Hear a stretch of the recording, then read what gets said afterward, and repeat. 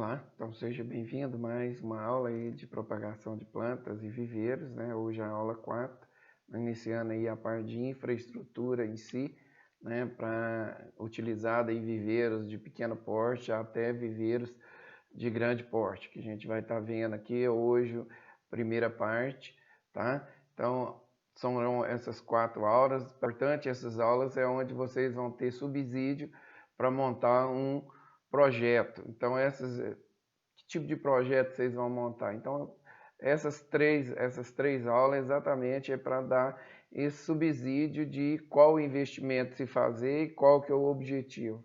Que tipo de quanto você pode investir, quanto pode sofisticar o seu viveiro, tá? Então a gente vai começar aí a parte só recordando um pouquinho que a gente viu aí da parte de produção. Nós temos viveiros que são produzidos no chão, né, grandes espaços, e os viveiros usando tubete, né, independente se é viveiro permanente ou viveiro temporário.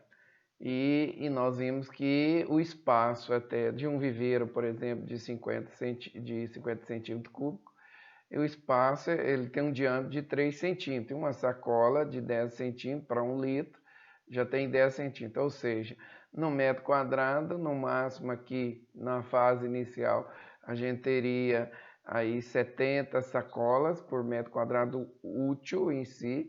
E aqui a gente já iria com um número bem maior, ou seja, no mínimo 10 vezes maiores por metro quadrado ou por espaço em si.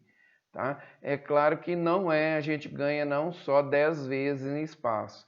Quando eu pego aqui, por exemplo, eu tenho aqui 10 mil mudas.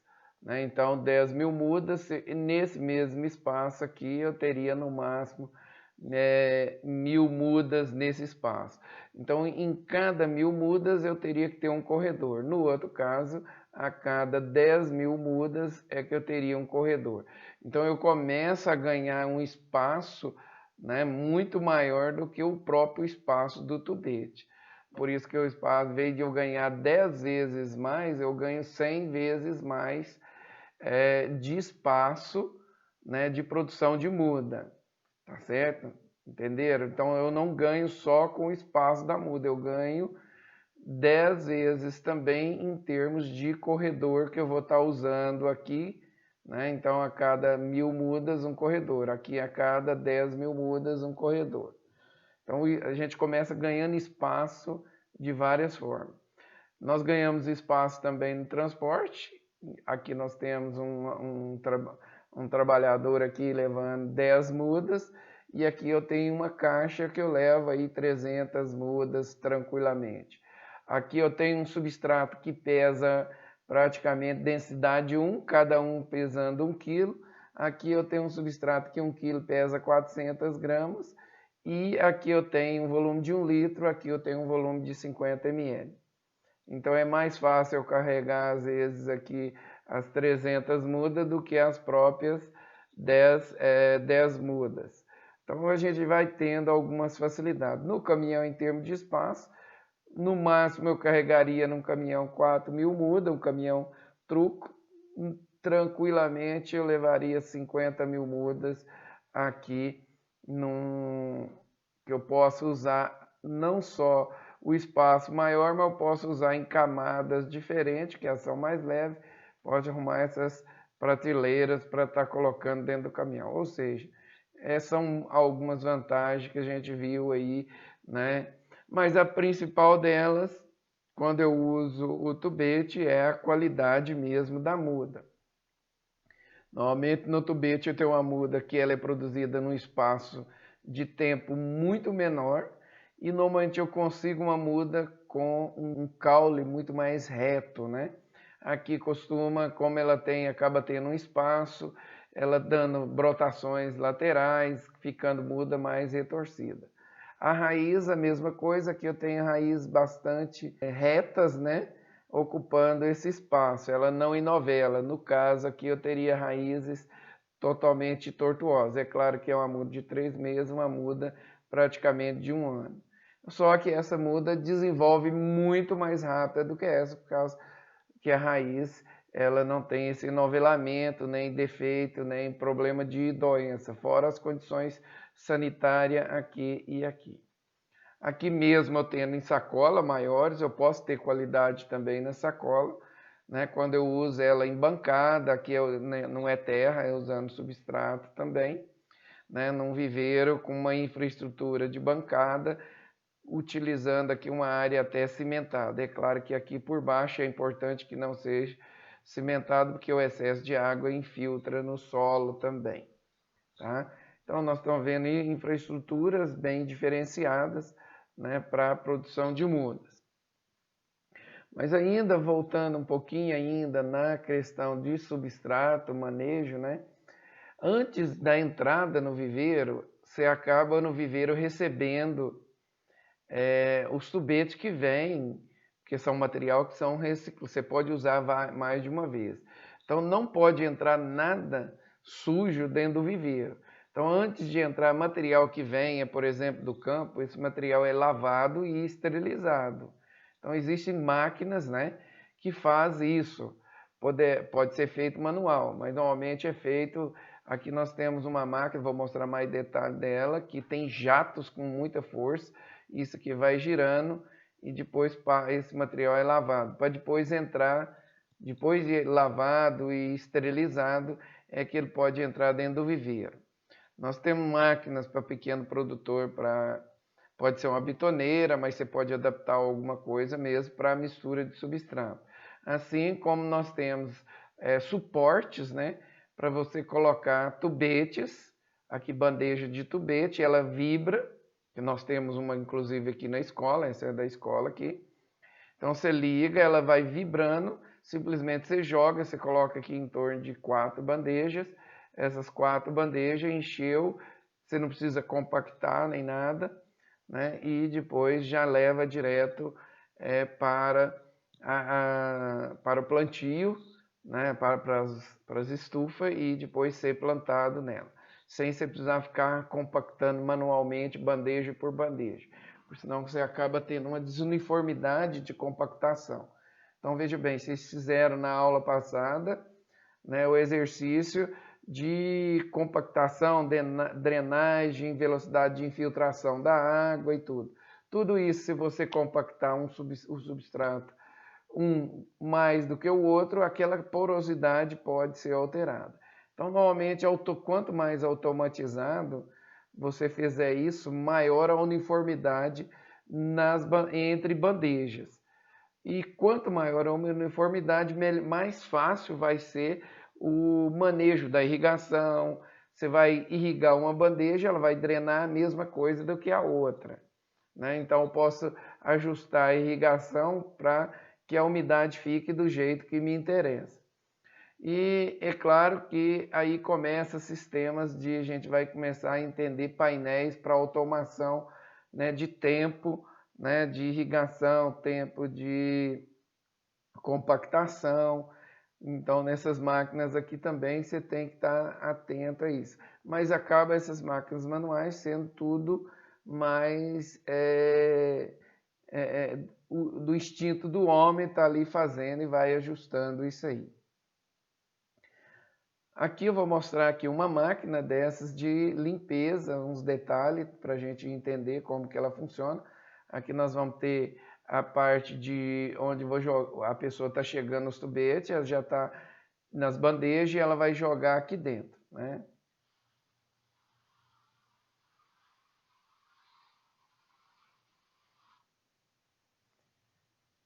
Ela vai girando, né? E à medida que ela vai girando, vai caindo o resto de substrato ali. E aqui dentro tem um jato, né, de água que joga para os dois lados com uma pressão muito forte. Então ele vai girando, né, e vai limpando, né, de maneira que a hora que o tubete sai do lado de cá, ele não tem resquício de substrato nenhum, né, tá limpinho. Nós temos também, quando você não tem aquela máquina, às vezes o pequeno produtor, ele utiliza assim, de bombas desse tipo lava-jato, né? Pega as bandejas e joga e vai limpando uma por uma. Depois de limpado, né, ele joga dentro desses tanques para fazer a esterilização. Normalmente ele trabalha mais com a água aqui e depois aqui a esterilização.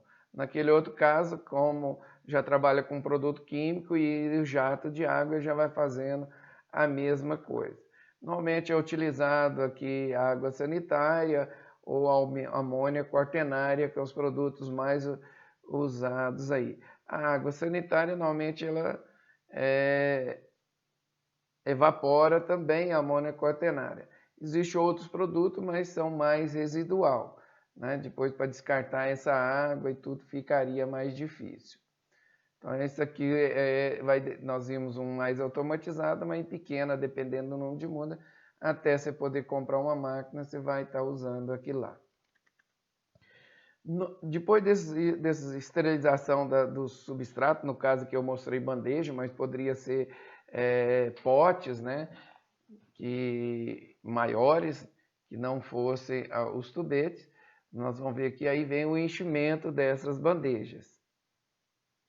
Aqui no caso vou mostrar primeiro uma máquina, né, que é utilizada para encher sacola. Você pode encher manualmente, vindo com uma pazinha e tudo, só que o rendimento é menor.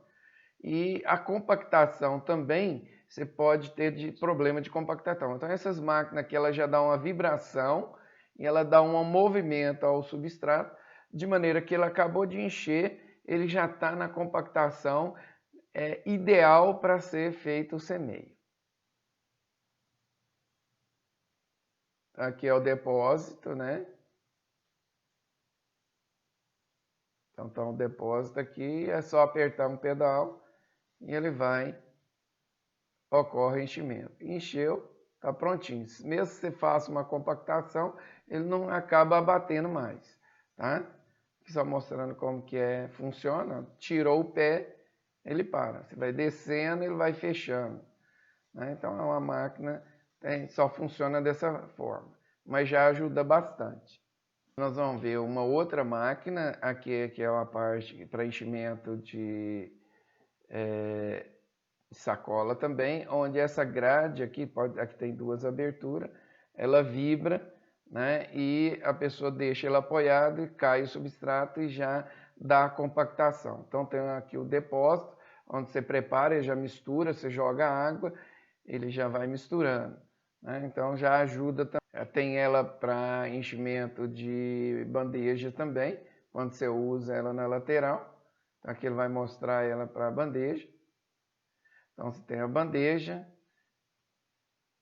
aqui já está o substrato já pronto, né, com a umidade adequada, já bastante homogeneizado.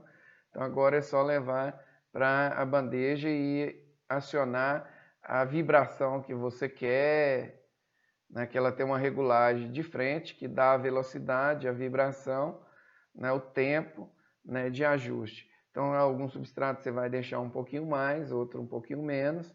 Então você faz um reajuste, a velocidade da bandeja que ela vai, independente do tamanho da bandeja. Isso aqui dá para encher com células maiores e menores. Aqui está mostrando dois tipos diferentes, mas a máquina, o excesso, né, da máquina, ele joga e retorna aqui para dentro, né, ou seja, não tem desperdício, todo o substrato. A bandeja sai do outro lado, né? Então é uma máquina mais simples, mas funciona bem para enchimento em pequena escala, né? Então ela só serve, essa máquina aqui, para encher. Aqui ele vai a compactação, está mostrando que está adequado, mesmo que você bata ele e você irrigue, ele mantém a bandeja cheia, né? Ela não vai abater mais, sempre que é importante isso aí, tá? Aqui mostrando a vibração, você pode colocar uma vibração maior ou menor, tá? Você regula ela, mesma coisa do substrato.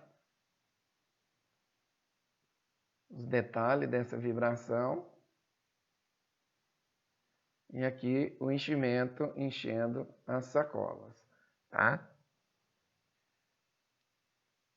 Então, independente, ela já sai na compactação adequada. Você não vai ficar batendo o vaso, ver se você forçar com a mão, ele vai compactar mais do que o desejado, né? Então, esse é um outro tipo de máquina. Então nós temos outras máquinas aí no mercado também. Então nós vimos máquinas que só para enchimento, mas existem máquinas um pouquinho mais sofisticadas. Então os grandes viveiros, como que a gente faz visita em São Paulo todos os anos, viveiro aí que produz 60 milhões de muda, né, por mês. Então são viveiros que produzem muda de hortaliça, de tomate, de alface. Então aí eles já estão usando essas máquinas aqui. Onde nós temos onde você vai preparando o substrato.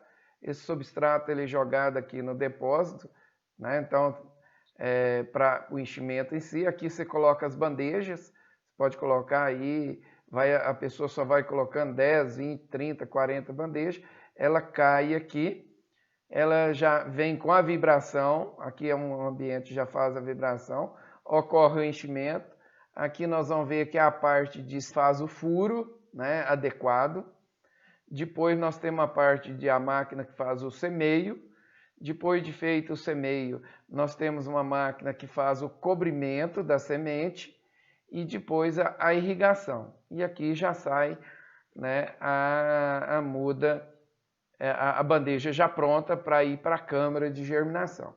Então essa é uma máquina que já tem um rendimento operacional bem maior do que as outras. Nós vamos ver cada parte dessa funcionando, né, individualmente, para que a gente entenda o funcionamento, tá, total. Então fica uma pessoa vendo a quantidade de substrato, a umidade se está adequado, prepara ele para depois jogar aqui. Aqui foi a visita que nós fizemos da última vez aqui no viveiro de São Paulo, só mostrando aqui a marca e tudo.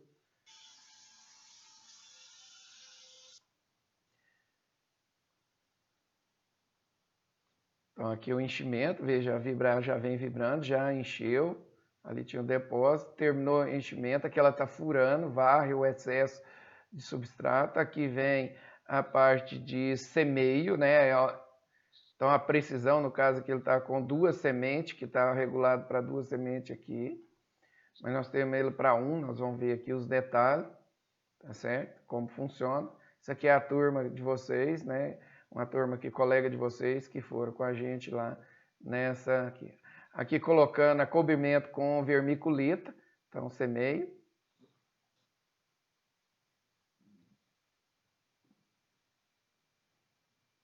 Aqui eu vou passar rapidinho, né? Algumas máquinas, aqui uns detalhes, né? De interno, de funcionamento. Então como que ela mantém a vibração jogando o substrato para ficar bem uniforme, né? Então dá uns detalhes mais para a gente ver cada funcionamento. Aqui a semente, né? Aqui estão as sementes. Normalmente essas máquinas só usam sementes peletizadas para ter tamanho uniforme. Isso aqui está com uma, né, semente. Então veja que independendo do tamanho das células, essas máquinas se regula a parte de plantio. Ela faz de células de 200 células, 200 células. Independente, é só você regular ali a máquina. Ela faz todos os plantios ali, tranquilamente. Então são máquinas que, um detalhe da irrigação ali também, você irriga, você que regula a quantidade de umidade de acordo com o substrato. Aqui até a germinação, a única irrigação que vai ter é essa aqui até a germinação. Então a quantidade de água e tudo é regulada. Mais um detalhe aqui, uma outra máquina mostrando para vocês funcionando. Tá? Aqui da enchimento e tudo, é aquela que eu até mostrei o esquema.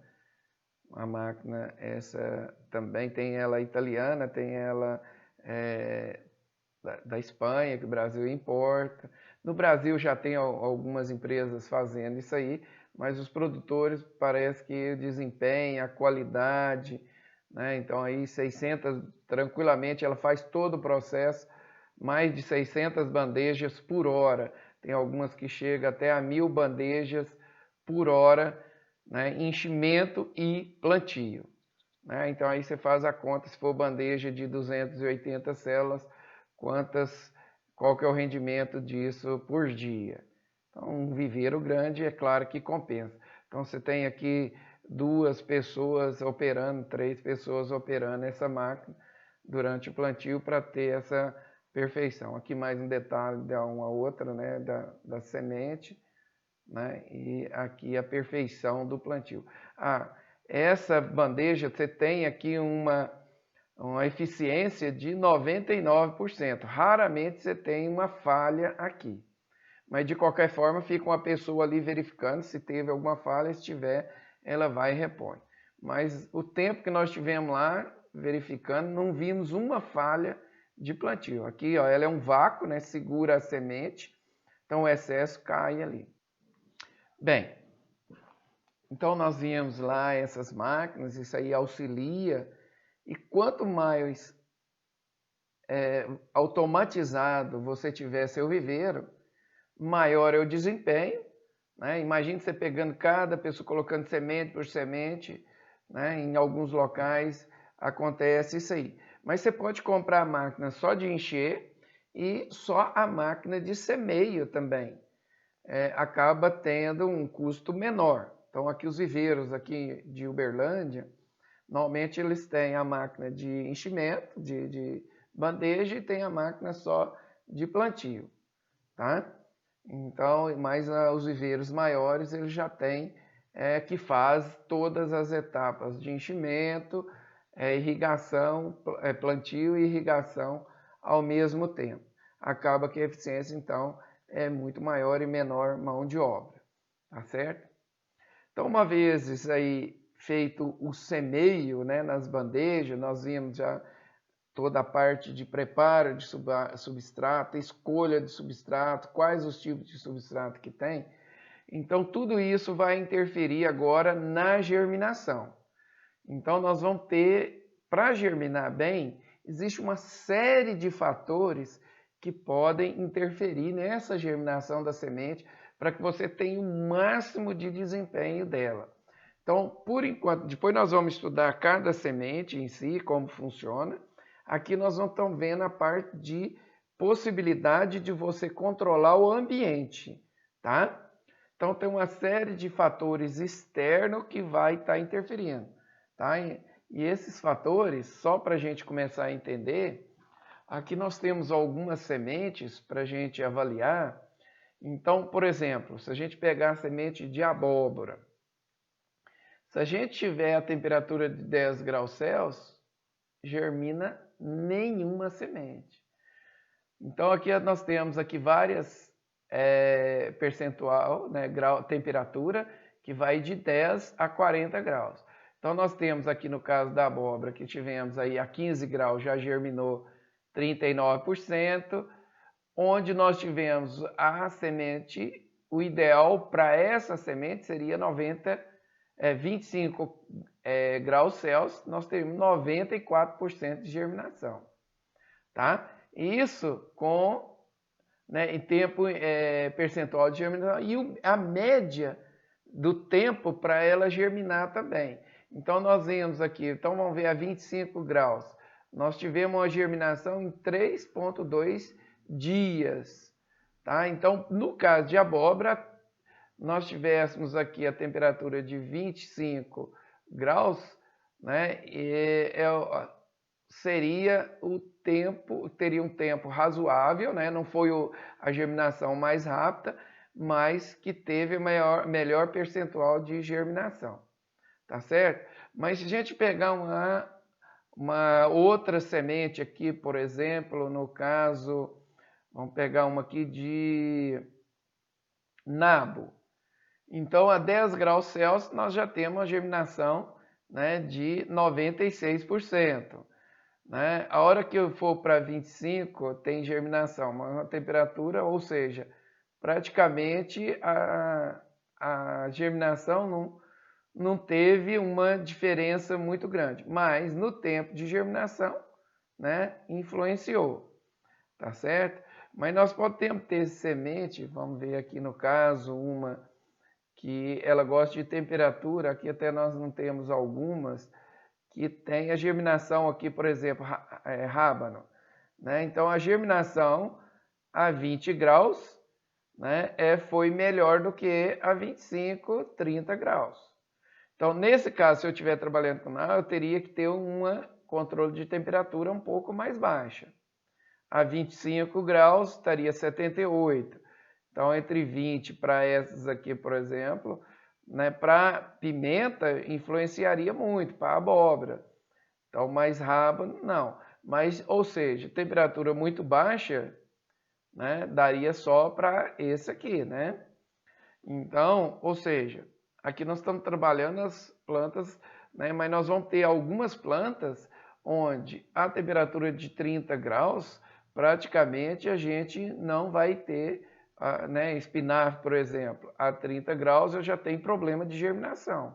A 35 graus, praticamente nada. Cenoura, a 35 graus também não germina nada, né? Então, ou seja, o ambiente influencia no percentual de germinação. Não adianta eu ter uma semente boa se eu não tiver um controle de temperatura no momento da germinação. Então, saiu, semeou, para que ela germine, eu tenho que ter um controle de germinação, de temperatura muito grande. E, na verdade, a umidade também vai interferir da mesma coisa. Um excesso de umidade pode interferir. Aqui eu dei um exemplo, né, de controle, né, da temperatura para a germinação. A mesma coisa vai acontecer com umidade. Então nós temos que tomar cuidado, né, com a umidade também. É outra coisa que pode interferir na germinação ou na germinação direta é a condição de radiação solar. Tem semente que germina com luz e tem semente que só germina no escuro. Aquela semente que germina com radiação, ela precisa ter luz para germinar. Exemplo disso é a alface. A alface, se você cobrir a semente, né, ou plantar ela numa profundidade maior e cobrir com substrato, ela não vai germinar nada. Outras, se você deixar ela na superfície, ela já não germina. Então, esses detalhes a gente precisa estar sabendo. Agora, a radiação solar também, ela pode interferir, além da luz em si, diretamente incidindo sobre a semente, ela pode interferir na temperatura, tá certo? Então, a temperatura, então a radiação é um fator que a gente vai ter que controlar para a germinação. A temperatura é outro fator e a umidade, né, do substrato ou umidade do ar. São os fatores mais importantes ali, né, relacionado ao início do processo de germinação. Então a gente tem que ter mecanismos para que eu consiga precisão no controle desses fatores. É claro que nós temos outros fatores também que vai interferir, que é o oxigênio, CO2, etileno. Então esses fatores aqui a gente também, um solo que tenha menor porosidade, ele vai influenciar na quantidade de oxigênio durante a germinação. Normalmente a semente gosta de muito oxigênio para iniciar a germinação, tá? Agora o oxigênio, ele caminha no caminho contrário à umidade. Quanto maior a umidade, quanto maior a densidade, menor o oxigênio. Então, maior porosidade, né, eu consigo mais oxigênio. E a troca de calor, de oxigênio, de ar, né, com o ambiente sendo maior, eu vou ter menor dióxido de carbono. Então, o dióxido de carbono pode atrapalhar o desenvolvimento de alguma semente. Porque a semente respira, elimina dióxido de carbono, falta oxigênio e as reservas que estão dentro da semente começam a fazer um processo que nós chamamos de fermentação. E essa fermentação pode levar ao apodrecimento da semente, tá? Então, o substrato. Então, o que nós fizemos nessa prática de vocês lá de substrato é que vai estar diretamente influenciando todos esses fatores. Substrato que vocês verificaram, demora drenar a água. um substrato que fica encharcado por muito tempo, né, vai estar interferindo na germinação. Tá? Então, o substrato vai interferir pode ser firme, denso, vai interferir na retenção de umidade, na porosidade.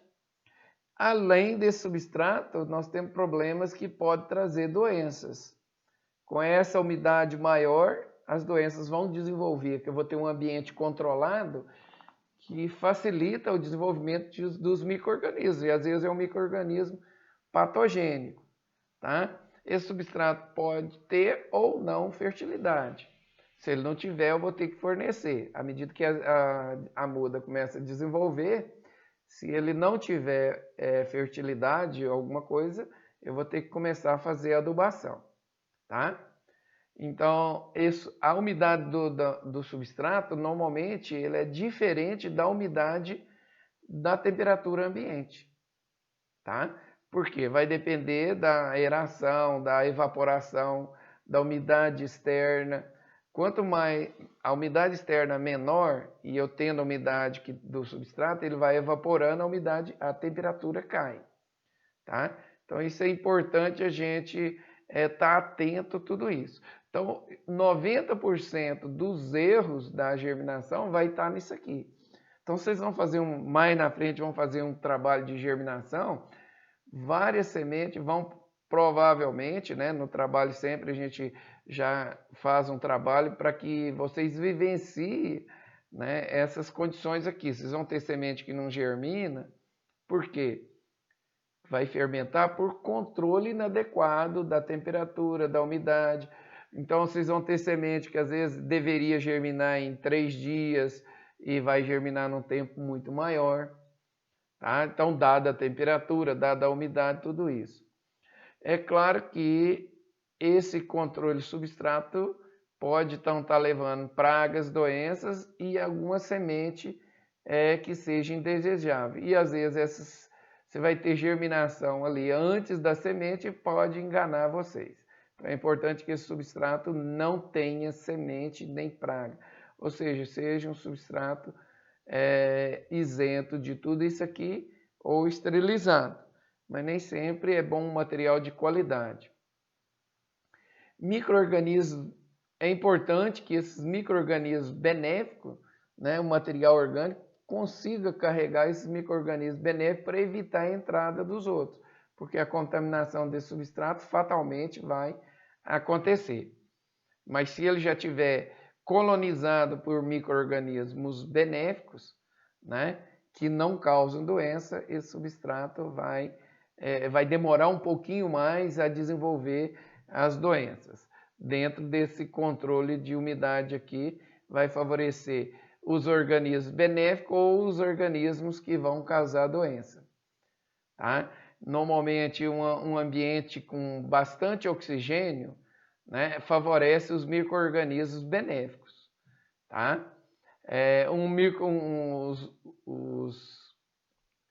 Quando você tem um ambiente com a densidade menor, que tem mais dióxido de carbono ou etileno, aqueles micro-organismos que penetram na raiz das plantas, normalmente eles são favorecidos, porque os micro-organismos benéficos que não atacam a planta, não vai estar tirando o oxigênio da planta, de dentro da planta, ele vai ser prejudicado e esse aqui vai multiplicar com facilidade. Então, essa influência do controle ambiental, ela é fundamental, né, para o sucesso da germinação da semente e desse manejo. Então, o que a gente vai precisar é como controlar tudo isso aqui, né? Essa temperatura, essa umidade, é o que a gente vai estar estudando da agora para frente, né? Como fazer esses controles adequadamente. Então, dependendo da espécie que nós vimos lá, né, e do método de propagação que a gente vai estar usando, no caso eu falei de semente, então tem material que é mais exigente do que o outro, tá? Na verdade o ambiente ele é importante, esse controle, né? Nós vamos ver alguns métodos de controle que esse ambiente aqui, a temperatura e a umidade, ela tem que ser rigorosamente controlada. Então, a temperatura não pode ter uma variação de mais de 4 graus, 3, 4 graus. Normalmente você trabalha com uma temperatura 2 graus acima e 2 graus abaixo, é o máximo de limite. E umidade também, com uma variação aí no máximo entre o ideal, né, uma umidade aí que não varie também mais de 10%, tá? Dentro da faixa do ideal, tá certo? Então esse controle para semente, para material de propagação vegetativa, às vezes e um material mais tenro ou um material mais rústico, ele vai estar sendo mais exigente dentro desse controle aí nos trabalhos. Mas nós vamos trabalhar cada um, né? Então, o tempo de formação, às vezes uma semente que germina mais rápido, uma semente que nós temos semente que nós vimos que germina em 3, 4 dias, nós temos semente que gastam 2 meses para germinar, 3 meses. Então, você controlar a germinação por 2, 3 dias é uma coisa, mas você controlar esse processo de umidade e temperatura durante 10, 15, 20 dias, se for um processo manual, a possibilidade de você errar dentro desse período até ele germinar, você errar na irrigação, é muito maior.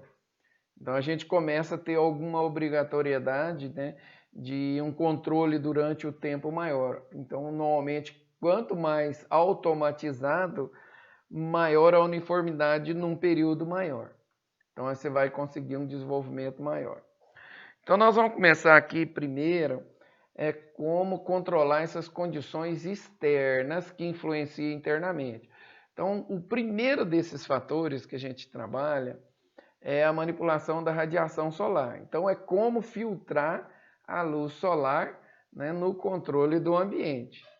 Então, esse é o primeiro fator que a gente vai estar trabalhando. E a primeira coisa que a gente vê, né, são mais baratos, viveiros mais simples, né, plantas mais rústicas, a gente trabalha com os ripados. Então, a pessoa, ou que nós falamos lá, o controle por um período menor. Então, o ripado, normalmente eu coloco uma ripa aí de uns 5 centímetros, deixa 5 centímetros. Então, eu reduzo a luminosidade interna em 50%. Porque à medida que a luz, o sol vai caminhando, um lugar está tomando luz, o outro está em sombra, mas ele movimenta o tempo todo, não deixa aquecer o ambiente ou uma redução da quantidade de luz, né, interna. E acaba diminuindo, vamos dizer assim, a temperatura também, porque eu estou com 50% da radiação internamente, tá? Então a temperatura interna acaba influenciando. Então eu tenho normalmente nos ripados uma temperatura bem menor do que a temperatura externa.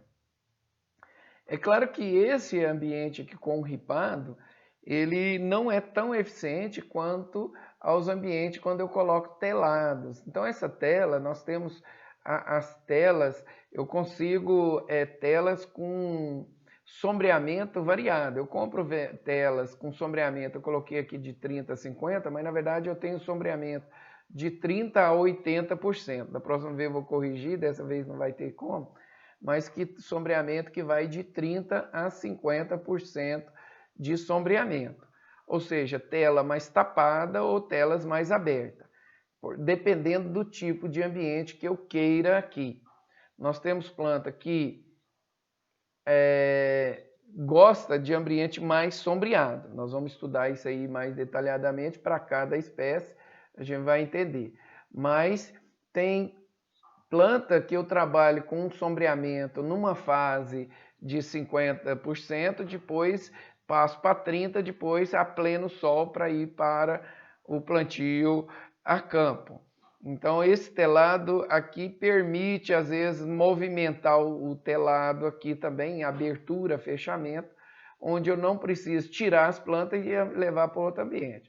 Nesse caso aqui que a tela for fixa, se eu precisar mudar de ambiente eu teria que mudar essas plantas desse ambiente para um ambiente de uma tela de 50% ou de 80% para um de 30%, né, para depois ir para céu aberto.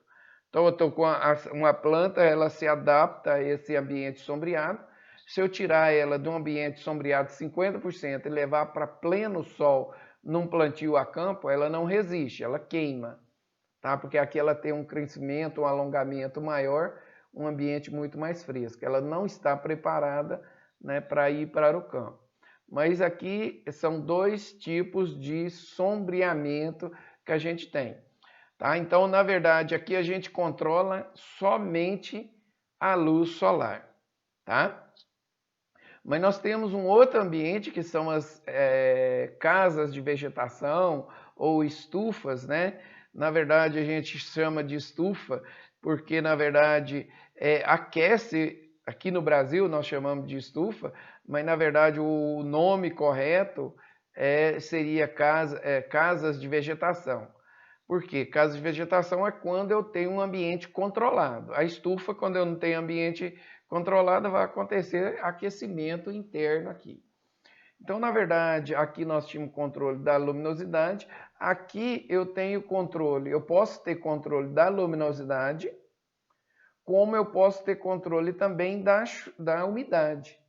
Porque aqui no telado, no ripado, choveu, umedece muito aqui dentro. Choveu, encharca. Se estiver chovendo uma semana chovendo, eu vou dar excesso de água. Então, quando eu preciso controlar a umidade, na germinação eu já tenho que trabalhar um ambiente coberto com plástico.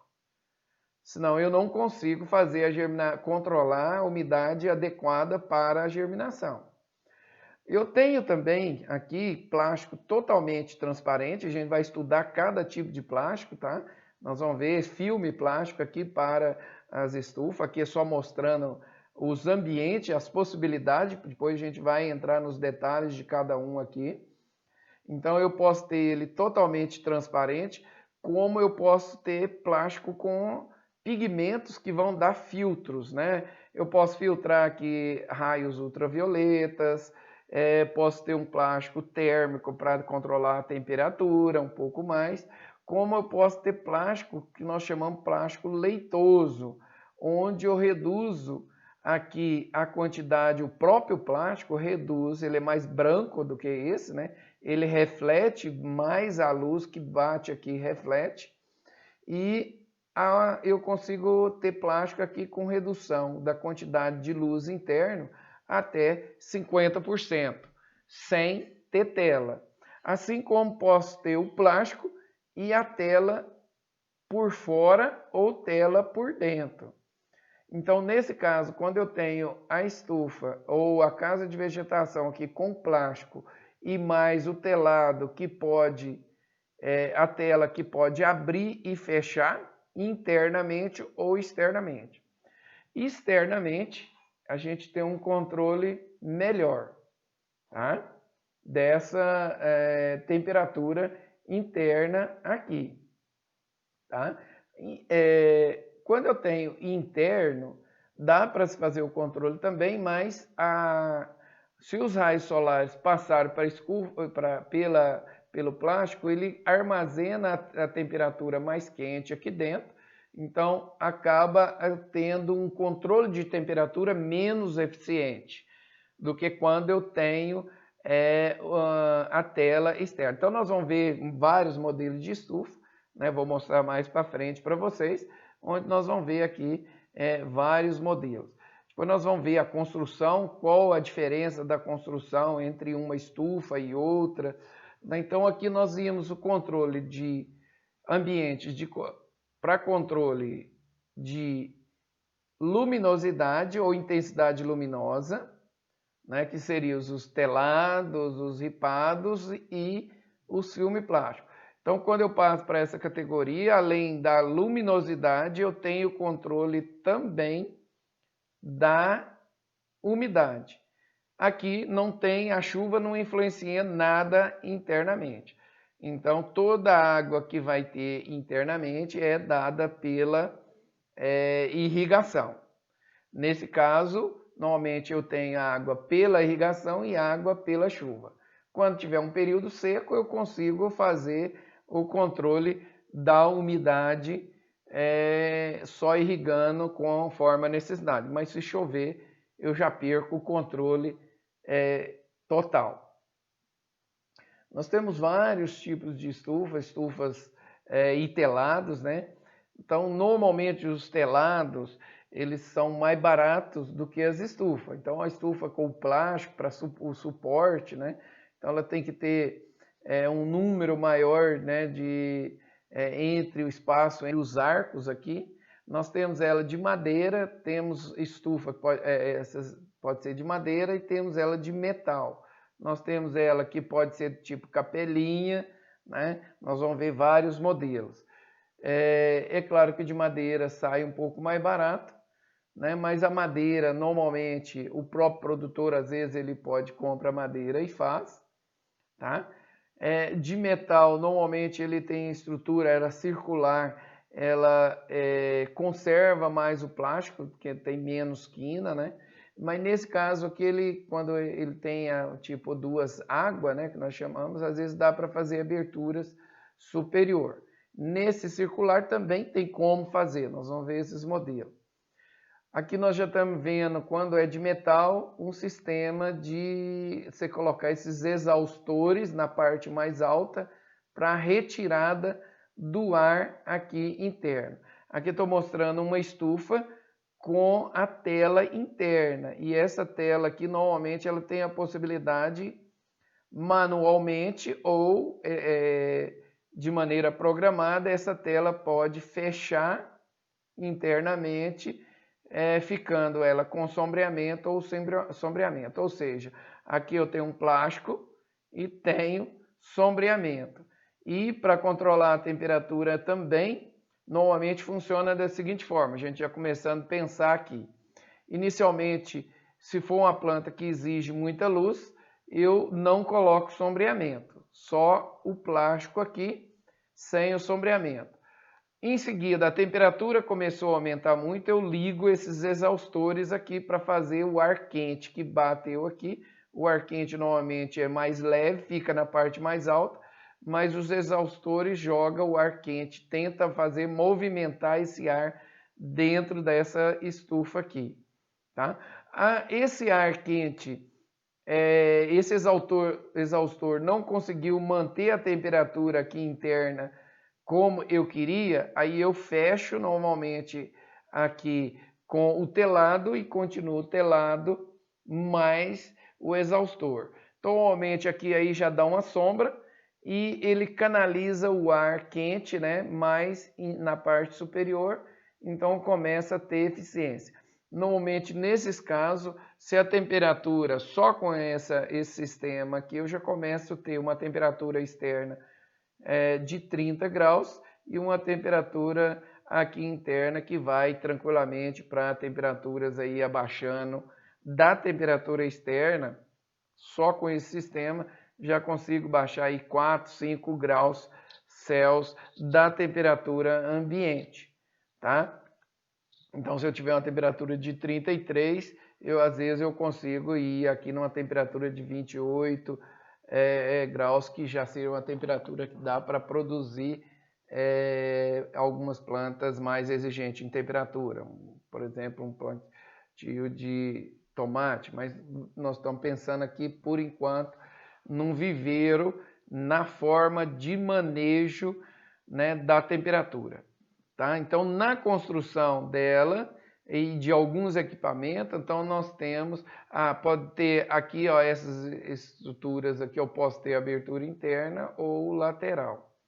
A temperatura, nós vamos ver que esse pé direito aqui pode influenciar também.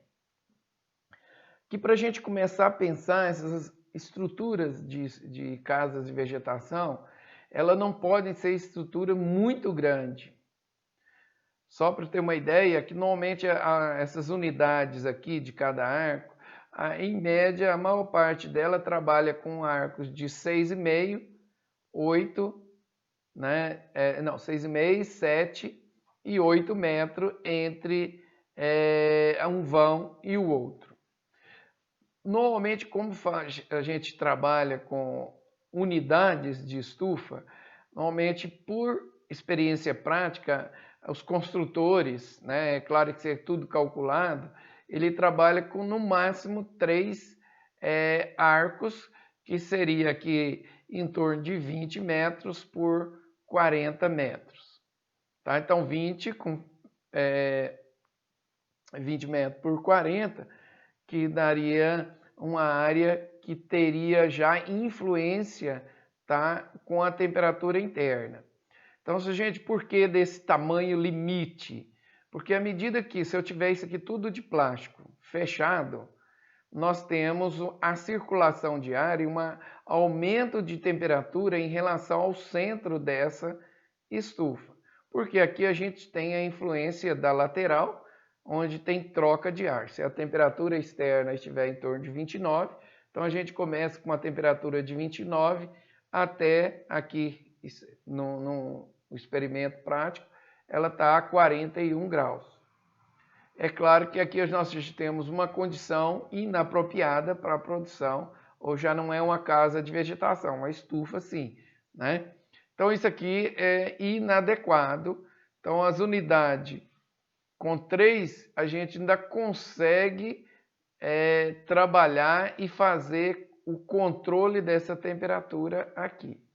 Tá? Então estruturas que não têm abertura, esse seria o limite para vocês pensarem, né, 20 metros, né, até 30 metros, parece que é possível, por 40 é um limite máximo que você consegue fazer essas estufas com sistemas fechados só com exaustores.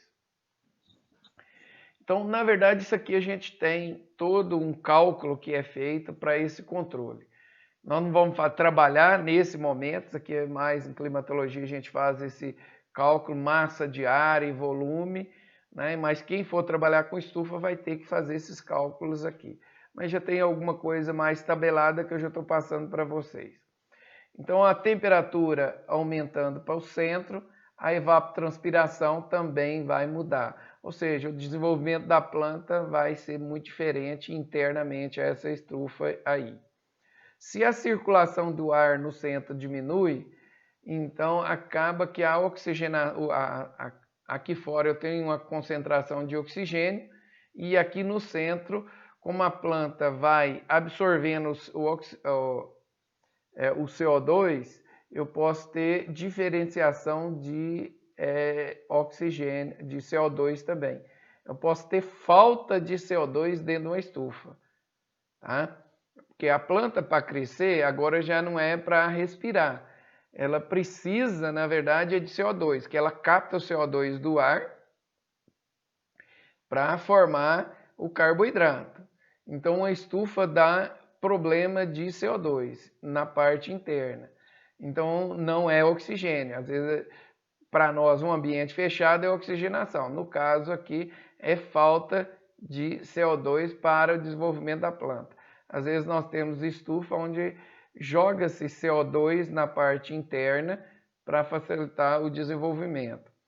Então, veja bem, o que está acontecendo interno de uma estufa, tudo isso aqui vai estar interferindo dentro da estufa. Temperatura, concentração de gases e o desenvolvimento da muda, a umidade relativa também vai mudando à medida que aumenta a temperatura. Então, eu teria um ambiente totalmente desuniforme. Isso totalmente inadequado para o desenvolvimento aqui de muda.